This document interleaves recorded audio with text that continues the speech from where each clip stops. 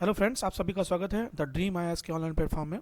दोस्तों, आज हम 4 और 5 जनवरी के करंट अफेयर्स को एक साथ लेकर के आ रहे हैं।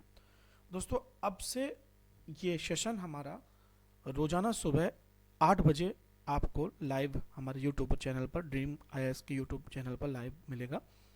आप इसके साथ सुबह से जुड़ें। मुझे कई सजेशन आए कि इस क्लास को रात 9 बजे ना करके सुबह 8 बजे किया जाए, तो जैसा कि आपने कहा वैसा हमने कर दिया। तो सुबह 8 बजे आपको ये क्लासेस लाइव मिलेंगी। दोस्तों, 4 और 5 जनवरी के करंट अफेयर्स को एक बार हम देखते हैं। सारे इंपॉर्टेंट पॉइंट्स जो आपसे मिस नहीं होने चाहिए उन सभी को हमने यहाँ पर आपके लिए रखा हुआ है। तो सबसे पहला, सबसे इम्पोर्टेंट बिंदु दोस्तों, प्रधानमंत्री नरेंद्र मोदी ने लक्षद्वीप में 1150 करोड़ रुपए से अधिक की विकास योजनाओं का लोकार्पण किया। चर्चा में दोस्तों सबसे इम्पोर्टेंट ये योजनाएं तो थी ही, लेकिन उससे भी ज़्यादा दोस्तों चर्चा में ये था कि नरेंद्र मोदी जी ने अपने ट्विटर अकाउंट पर कुछ फोटोग्राफ्स डाले अपने खुद के, और वो फोटोग्राफ्स देखते ही देखते पूरे इंटरनेट पर वायरल हो गए। काफ़ी खूबसूरत नज़ारे थे जो प्रधानमंत्री मोदी जहाँ पर विजिट कर रहे थे, और कुल मिला के दोस्तों वो इंडिया की ब्रांडिंग कर रहे थे, लक्षद्वीप की ब्रांडिंग कर रहे थे, और उसमें वो सक्सेस भी हुए। कई सारे लोग इसे देख करके ज़रूर लक्षद्वीप को विजिट को जाएंगे। अब सबसे इम्पोर्टेंट पॉइंट जो यहाँ से स्टैटिक पोर्शन आपसे एग्जाम में पूछा जा सकता है, उसे हम लोग देख लेते हैं दोस्तों। तो लक्षद्वीप की अवस्थिति हम यहाँ देख लें। अगर हम विश्व के भारत के मानचित्र को यहाँ पर थोड़ा सा बनाने का प्रयास करें, तो भारत के मानचित्र के बाद यहाँ हम देखेंगे कि ये दोस्तों हमारा मालाबार तट है, यानी कि केरल का तट है। मालाबार तट जिसे कहा जाता है, यहीं पर मालाबार एक्सरसाइज होती है दोस्तों, जिसमें भारत, जापान, अमेरिका और ऑस्ट्रेलिया, ये 4 देश यहाँ पर आकर मालाबार तट एक्सरसाइज करते हैं। और आप इत्तेफाक से देखेंगे दोस्तों, तो यही 4 लोगों ने मिलकर के क्वाड ग्रुप भी बनाया है, क्वाड समूह भी बनाया है। अब लक्षद्वीप पर आते हैं दोस्तों, तो मालाबार तट यानी केरल के तट के इस तरफ आप देखेंगे तो यहाँ पर आपको कुछ द्वीप, हमारे द्वीप दिखाई देंगे जिसमें भारत का अधिकार है। इसकी बड़ी इंटरेस्टिंग स्टोरी है दोस्तों कि भारत को लक्षद्वीप का अधिकार कैसे मिला, ये भी आप कभी पढ़िएगा। तो लक्षद्वीप में सबसे महत्वपूर्ण जो पढ़ा जाता है दोस्तों, लक्षद्वीप का ये जो सबसे सदर्न पॉइंट है, और ये थोड़ा सा बड़ा एरिया भी है, एक बड़ा द्वीप है। लक्षद्वीप का ही एक बड़ा द्वीप है जिसका नाम है मिनिकॉय, राइट, मिनिकॉय नाम है। और मिनिकॉय के बाद से आप देखेंगे तो भारत का जो सीमा है वो खत्म हो जाता है, और इसके बाद यहाँ पे एक द्वीपीय देश आपको नीचे देखेंगे, तो द्वीपीय पड़ोसी हमारा देश मिलेगा जिसका नाम है मालद्वीप। मालद्वीप मिलेगा। मालद्वीप काफ़ी अच्छा डेस्टिनेशन माना जाता है, टूरिस्ट डेस्टिनेशन माना जाता है। यहाँ की जो अर्थव्यवस्था है वो पूरी तरह से टूरिज्म पे चलती है। तो वही हाल लक्षद्वीप का भी है दोस्तों। यहाँ पर भी बहुत ज़्यादा कुछ डेवलपमेंट वैसे वाले नहीं हैं, लेकिन यहाँ पर लोग घूमने जाते हैं, और प्रधानमंत्री मोदी जी ने भी वही प्रयास किया कि आप जाइए घूमने, थोड़ा इन्वेस्ट कीजिए, वहाँ रहिए, वहाँ की खूबसूरती देखिए, स्कूबा डाइविंग करिए समुद्र के अंदर ऑक्सीजन सिलेंडर लगा करके, और आराम से जाइए, मछलियों को देखिए, वहाँ पर उनके इकोसिस्टम को समझिए। मतलब कुल मिला के एक एडवेंचरस ट्रिप आप यहाँ पर कर सकते हैं। तो मिनिकॉय और मालदीव को यहाँ से एक काल्पनिक रेखा अलग करती है जिसका नाम है दोस्तों 8 डिग्री रेखा, 8 डिग्री, राइट, याद रखिएगा। उसके बाद मिनिकॉय से ऊपर ये जो रिमेनिंग लक्षद्वीप है इसे अलग करती है दोस्तों 9 डिग्री रेखा। और यहाँ पर आप देखेंगे अंडमान और निकोबार को आपस में अलग करने वाली रेखा का नाम है 10 डिग्री चैनल, या 10 डिग्री चैनल, चैनल मान लीजिए या रेखा मान लीजिए। मैं चैनल इसलिए कह रहा हूँ क्योंकि जब दो मतलब समझिए भूभाग बीच में पानी से अलग होते हैं, जल से अलग होते हैं, और उनके बीच में काफ़ी पानी है तो उसे चैनल कहा जाता है। अगर बीच में पानी कम है तो उसे स्ट्रेट कहा जाता है, और बहुत ज़्यादा पानी है तो उसे ग्रेट चैनल कहा जाता है। जैसे अंडमान निकोबार, निकोबार का जो सबसे सदर्न पॉइंट पाया जाएगा उसका नाम है इंदिरा पॉइंट। क्या नाम है दोस्तों? इंदिरा पॉइंट। हालांकि ये नष्ट हो चुका है, इंदिरा पॉइंट नाम है। ये पड़ता है 6 डिग्री 4 मिनट से, और फिर 6 डिग्री 4 मिनट के बाद भारत की सीमा समाप्त हो जाती है, और अगली जो सीमा शुरू होती है दोस्तों वो है इंडोनेशिया की, यहाँ पर आपको मिलेगा। तो ये जो बीच का भरा पानी है ये बहुत ज़्यादा है तो इसे ग्रेट चैनल कहा जाता है, याद रखिएगा। तो 6 डिग्री यानी कि इंदिरा पॉइंट, या निकोबार का, निकोबार के सबसे सदर्न मोस्ट पॉइंट, या भारत के सबसे सदर्न मोस्ट पॉइंट जहाँ से भारत का अधिकार शुरू होता है, वो है इंदिरा पॉइंट 6 डिग्री 4 मिनट। तो 6 डिग्री 4 मिनट से अगला जो देश आता है, राइट, इंडोनेशिया तक, यहाँ तक जो बीच में पानी भरा है इसे ग्रेट चैनल कहते हैं। तो ये तो ग्रेट चैनल हो गया दोस्तों। अंडमान निकोबार के बीच में जो चैनल हो गया वो 10 डिग्री चैनल हो गया। उसके बाद आप मालदीव और भारत के बीच का मानेंगे तो 8 डिग्री चैनल, या मालदीव या मिनिकॉय के बीच मानेंगे तो 8 डिग्री चैनल, या मालदीव या लक्षद्वीप के मानेंगे तो 8 डिग्री चैनल। फिर लक्षद्वीप और मिनिकॉय को अलग करने वाले चैनल का नाम है या रेखा का नाम है 9 डिग्री, राइट। तो ये आपके लिए स्टैटिक पोर्शन था जो लक्षद्वीप मात्र से पूछा सकता है। आपको पता है कि लक्षद्वीप एक विशेष प्रवाल यानी प्रवाल द्वीप है, प्रवाल भित्तियों से बना हुआ द्वीप है दोस्तों, ये याद रखिएगा।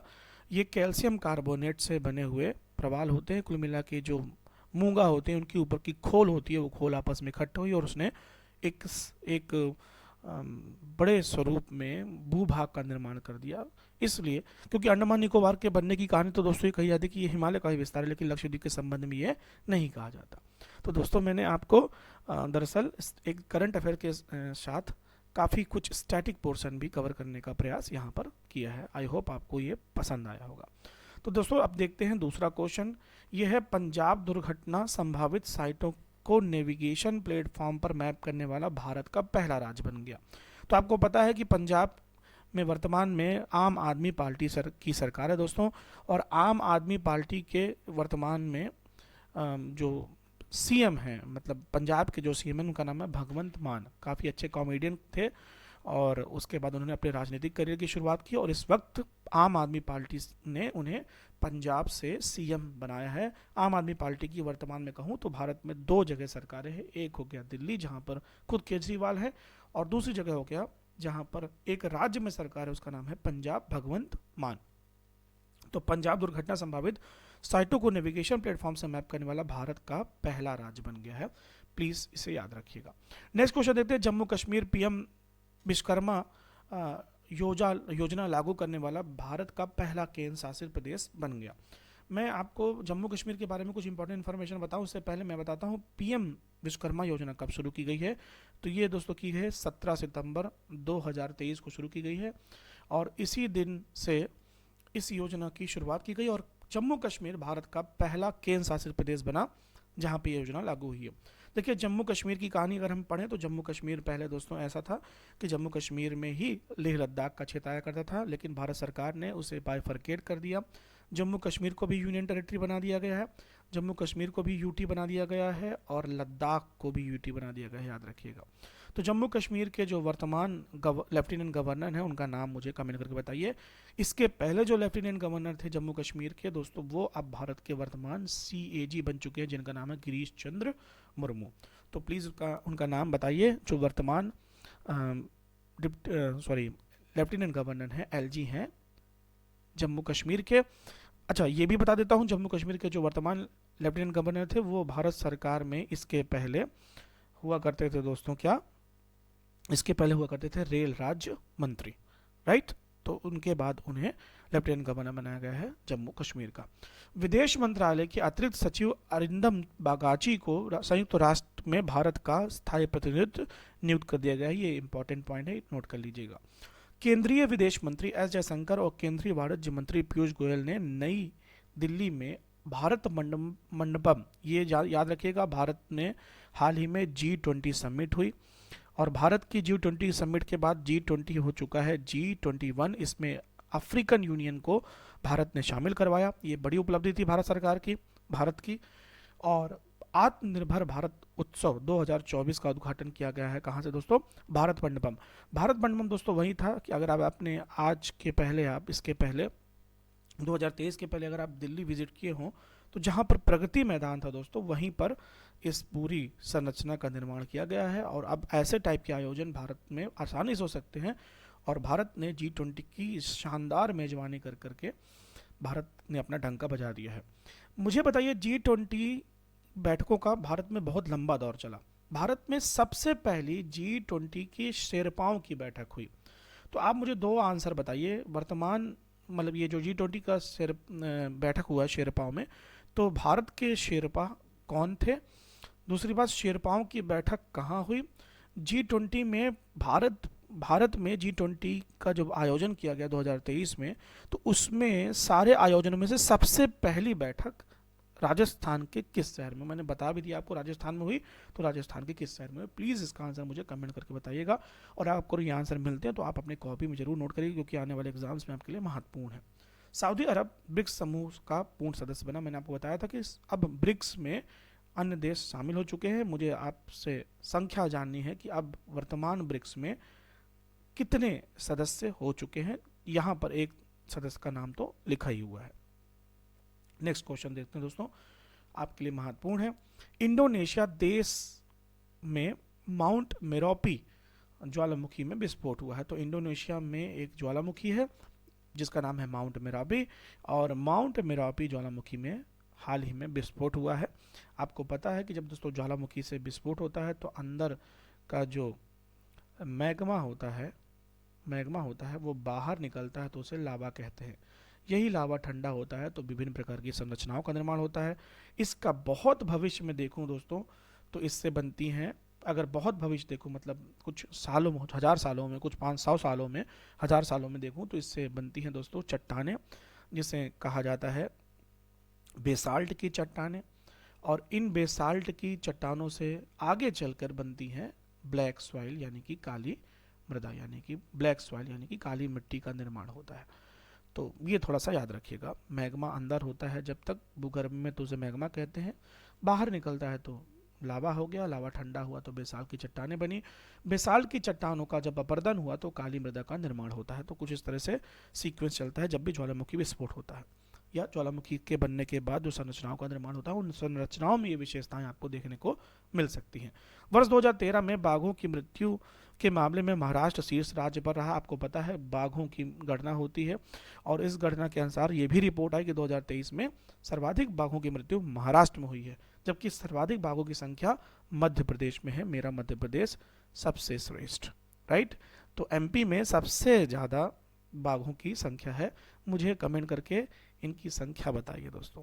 मध्य प्रदेश में वर्तमान में कितने बाघ हैं? 729 तो नहीं है, या इनकी संख्या कुछ घटी है, बढ़ी है, क्या है? मुझे थोड़ा सा कमेंट करके बताइए।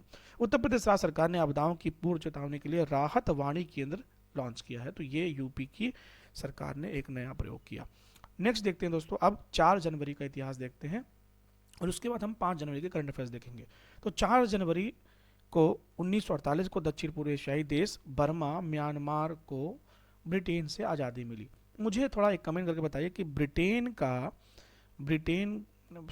ने जब म्यांमार को आज़ादी दे दी तो म्यांमार यानी कि तत्कालीन बर्मा का जो कॉन्स्टिट्यूशन यानी जो संविधान बना था दोस्तों, संविधान बना था, इसका ड्राफ्ट किसने तैयार किया था?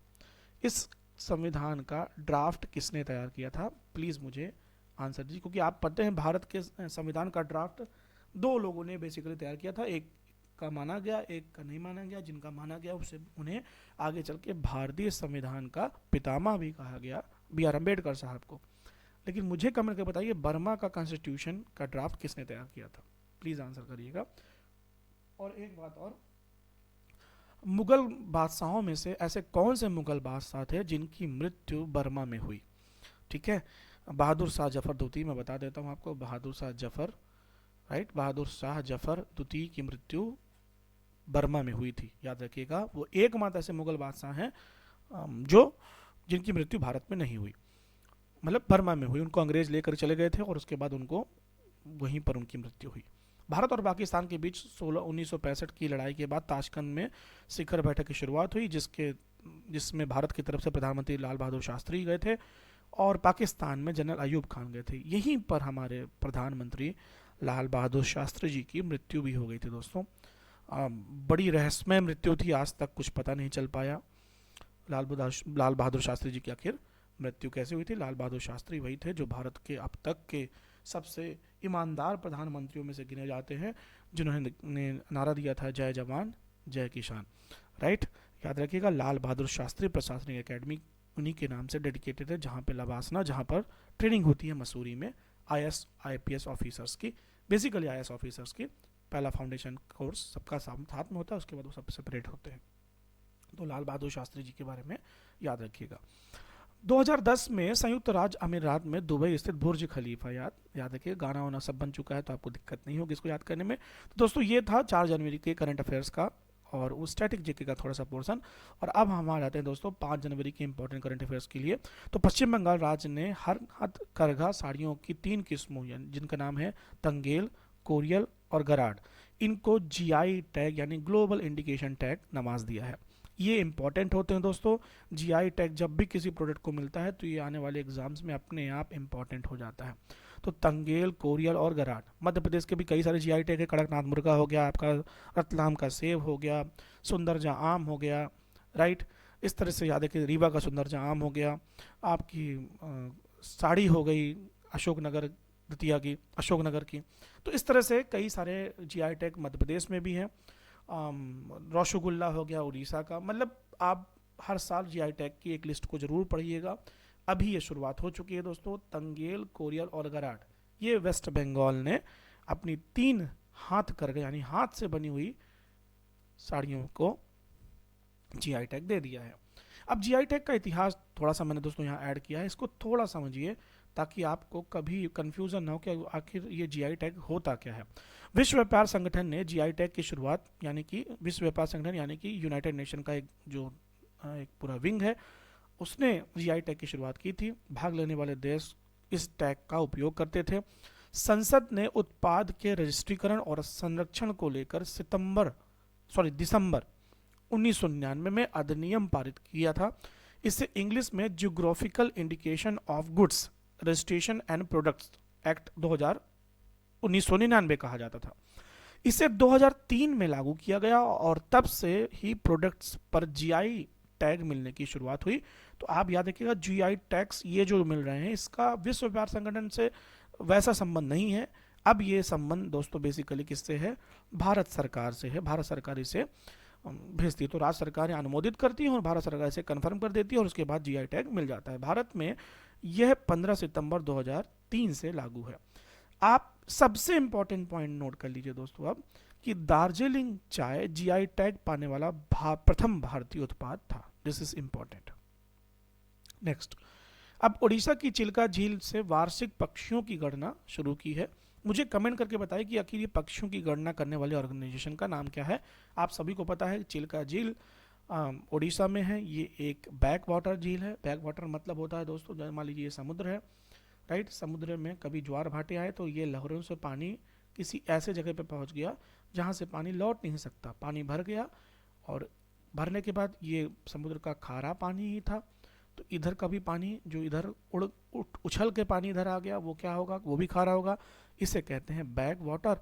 और क्योंकि इसमें कोई लहरें नहीं होंगी, झील है, अंदर से कनेक्शन हो जाएगा सागर से, तो इसका पानी कभी कम नहीं होगा। तो इस तरह की जो झीलें होती हैं इन्हें बैक वाटर झील कहते हैं। चिल्का झील इंपॉर्टेंट है क्योंकि यहाँ पे बहुत सारे पक्षी आते हैं दोस्तों हर साल। और यहाँ पर आप चिल्का कभी घूमने जाएंगे, हाल ही में उड़ीसा गया था तो मैंने इस चीज़ को देखा है कि आप चिल्का कभी घूमने जाएंगे दोस्तों तो यहाँ पर डॉल्फिन्स का संरक्षण करा जा रहा है। लगभग आपको झील के अंदर लगभग 10-15 किलोमीटर अंदर ले जाएंगे, जहाँ पर आप पहुँच कर देखेंगे बहुत अच्छी डांस आपको देखने को मिलेंगी डॉल्फिन्स की। वो बढ़िया से उछलते हुए आपको देखेंगे। इसी को देखने लोग बेसिकली चिल्का झील जाते हैं। पहले मल्टी स्पोर्ट्स बीच गेम का शुरुआत हो गया दोस्तों 2024 में। हमारे जो इस वक्त के खेल मंत्री हैं उन्होंने इसका उद्घाटन किया। मुझे कमेंट करके बताएं कि वर्तमान भारत के खेल मंत्री कौन हैं।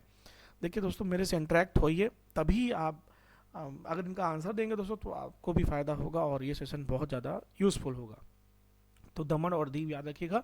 तो दमन और दीव में, तो बेसिकली दीव में ये खेल हुए।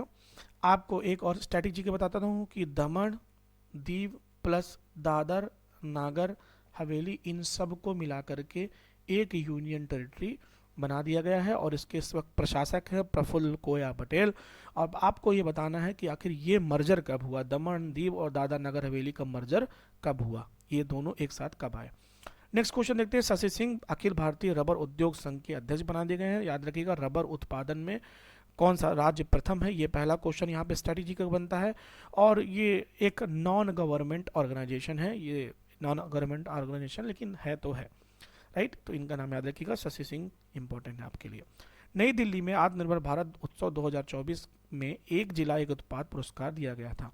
ये एक नई विधा थी जो शुरू की गई थी और इसके लिए अभी 2024 में आयोजन किया जा रहा है, लेकिन ये जो अवार्ड दिया जाएगा वो 2023 के लिए दिया जाएगा, एक जिला एक उत्पाद। आपने रेलवे स्टेशन पर इसकी स्टॉल देखे होंगे, हर जिले में आपको रेलवे स्टेशन में, बड़े रेलवे स्टेशन में आपको ये स्टॉल दिखेगा जहाँ पर लिखा होगा एक जिला एक उत्पाद, और इसको याद रखिएगा। नेक्स्ट, और राज्यों का वन डिस्ट्रिक्ट वन प्रोडक्ट वाला कहानी अलग है। जैसे मध्य प्रदेश का one district one product list देखेंगे तो सब जगह का अलग अलग मिलेगा आपको, राइट।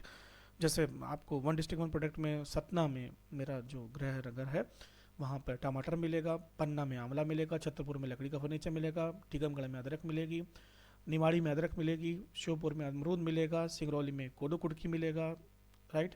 रीवा में सुंदरजा आम मिलेगा, डिंडोरी में कोदो कुटकी मिलेगा, मंडला में कोदो कुटकी मिलेगा, सिवनी में सीताफल मिलेगा, छिंदवाड़ा में संतरा मिलेगा, नर्मदापुरम में पर्यटन मिलेगा बेसिकली, खंडवा में प्याज मिलेगा, खरगोन में मिर्च मिलेगी, बड़वानी में अदरक मिलेगी, अलीराजपुर में महुआ मिलेगा, झाबुआ में कड़कनाथ जैसे जीआई टैग मिला है मुर्गा मिलेगा, रतलाम में नमकीन मिलेगी, उज्जैन में बटिक प्रिंट मिलेगी। इस तरह से आप इसको याद कर सकते हैं, याद किया गया था दोस्तों, इसलिए मैं आपको बता पा रहा हूँ। अब देखते हैं दोस्तों 5 जनवरी का इतिहास।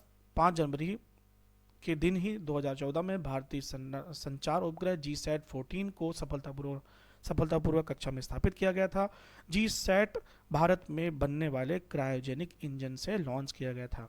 मुझे बताइए आप कमेंट करके दोस्तों, यहाँ पे क्वेश्चन, बहुत सारे क्वेश्चन मैंने आपसे पूछ लिए, लेकिन प्लीज इसका आंसर दीजिए। भारत में पहला क्रायोजेनिक इंजन कब बना, राइट। एक क्वेश्चन और दोस्तों आपसे पूछ रहा हूं, हाल ही में आपको पता होगा space x, right, space x, मैंने एक्स पहले लिख दिया है, स्पेस एक्स जो कि एलन मस्क की कंपनी है। एलन मस्क की कंपनी ने भारत के एक प्रोजेक्ट को लॉन्च करने के लिए अपनी सहमति दी है, या भारत सरकार या स्पेस एक्स या इसरो या स्पेस एक्स का जॉइंट वेंचर होने वाला है। वह मिशन कौन सा है? अगर इसका आप आंसर दे पाए, नेक्स्ट वीडियो में, नेक्स्ट सेशन में जो हमारा कल होगा, इस सेशन में दोस्तों मैं आपको इसका आंसर दूंगा। स्पेस एक्स ने भारत के इसरो के साथ मिलकर काम करने की शुरुआत कर दी है दोस्तों, और स्पेस एक्स भारत नहीं विश्व की पहली प्राइवेट ऐसी एजेंसी है जो इस तरह के प्रोजेक्ट्स को अपने टेक्नोलॉजी पर लॉन्च कर देते हैं। तो ये बहुत बड़ी बात है दोस्तों, इसीलिए जो एलन मस्क हैं वो दुनिया के सबसे ज़्यादा रईस व्यक्तियों में से गिने जाते हैं। तो दोस्तों ये था आज का सेशन। हमने 4 और 5 जनवरी के सभी महत्वपूर्ण बिंदुओं को यहाँ पर टच किया है, और साथ ही मैंने आपको मैक्सिमम स्टैटिक पोर्शन जो भी पॉसिबल हो सकता है वो भी बताने का प्रयास किया। अगर दोस्तों मेरे यह प्रयास आपको पसंद आ रहा हो तो प्लीज़ अपने व्यूज़, अपने कमेंट्स हमें ज़रूर दें, और इसे प्लीज़ लोगों तक सेलिब्रेट करिए। Till then goodbye, thank you, मिलते हैं कल अपने नेक्स्ट सेशन में।